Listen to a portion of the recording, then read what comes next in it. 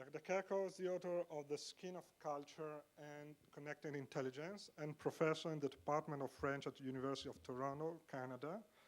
He was the director of the McLuhan Program in Culture and Technology from 1983 until 2008. He's a supervisor in the M node of the Planetary Collegium.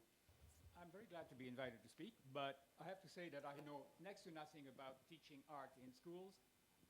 And I'm so glad that Franco preceded me because he certainly gave the whole lowdown on that. So what I did, and also I have just finished doing 250 corrections for my students in Toronto, so I hadn't time to prepare something specifically. So what I did is to translate a conference that I actually did before, because I'm still an educator, and this is a very interesting question. Who has run across Nicholas Carr article, "Is Google Making Us Stupid?" Just one. 2, 3. Good. Well, you know, we'll have a chance to get there. It made Carr very famous very quickly. It was published in The Atlantic monthly. It was a very intelligent article coming from the right kind of sentiment. Carr thought, I don't understand why I don't have the patience to read anymore, except in small segments. And I'm wondering whether my use of Wikipedia and Google and all these materials is actually turning my brain to mush and making me jump from one argument to another without landing on any one of them. So I'm trying to answer the argument. I think the argument is really, really worthwhile for all educators and for all users of the online world. So I'm taking this from the beautiful talk we had this morning from Siegfried, Manifesto for Perpetual Dilettantism, right? So people read and write more than ever. I'm sure you all agree with that. They write as much as they read. They write and read different things and on different supports. So there are good news and bad news, and the first bad news are coming from Nicholas Carr. Now, after he wrote this article, Is Google Making Us Stupid, which was a front cover of Atlantic Monthly, he became extremely well known and published a bunch of books with less cogent argument. My gut feeling is no, it's not making us stupid. The stupid ones are the ones who do not use Google.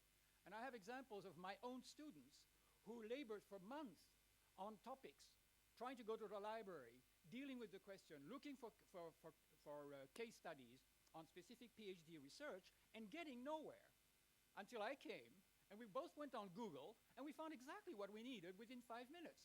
So obviously there is a discrepancy or dissonance there, right?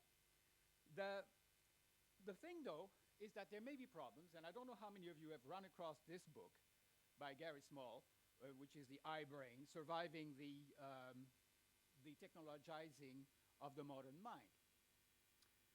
Not a very powerful, none of these arguments are very powerful, but they all absolutely drag attention. This is what Gary Small says about his daughter. When my daughter learns how to download music into her new iPod and at the same time is sending SMS from her laptop, chats on the phone, and simultaneously boning up on her science lecture, the brain of this kid is reaching another level, producing neurotransmitters, developing dendrites, and connecting new synapses. Well, that's not exactly news. If you jump on a bicycle, you learn how to ride a bicycle, you also connect new synapses. All it says is that we have, in fact, very flexible synaptic routine, that we adapt very quickly to new situation.